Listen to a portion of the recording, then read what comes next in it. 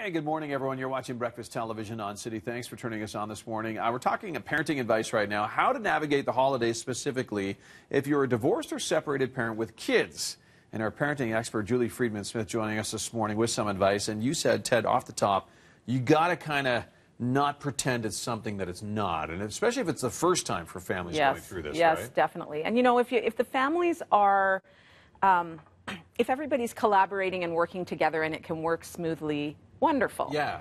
And yet with many restructured families, that is not the case at all. It usually isn't. And so trying to force somebody into something is just not worth the effort. So our first thought is get really clear on the logistics of it. Who's got whom for what dates? How are they being taken there? How are they being brought back? What do they need? Times that pickups are happening, yes. all Just that get stuff. all that stuff clear, because those are the things you kind of have to talk about. Yeah. And then leave the other person's household alone and focus on what's going to happen in your household, because that's what you can control. Sure. So that's tip number one.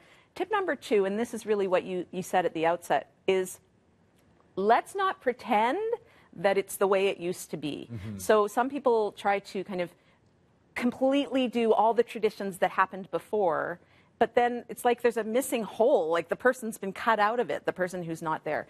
So instead of trying to make it that perfect thing, appreciate that it's going to be different, and maybe even try to come up with a few things that you are going to do differently. Traditions, perhaps, so right? Talk with your kid. You know, we're less than a month out, but talk about, so what are some of the things that we know we want to do, and what could we do differently this year? What's something we've never done that can be the way our household celebrates this holiday, instead of just relying on all the old traditions? And you probably should get going on having those conversations with your kids now. Now. Because the last thing you want to do is like the night before. Oh, no. Say, this is what we're doing. And they're like, what? This isn't the way we normally do it, right? Exactly. Yeah. So those are the kinds of conversations you could be having this weekend or the next weekend that you have your kids at home. Well, how do we want this to look? We know it's not going to look the same, so how is it going to be tried this year?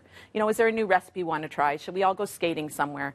What could we do differently? Something new, yes. And then the other thing to remember for all families is that the holiday season is like heightened emotions on every level. Okay. So let's not pretend that we're going to give our kids the happiest time of the year and everybody can only be happy, because it's at these times of the year where sometimes we are really missing that other person in the family and thinking about what it used to be and wondering what it might be.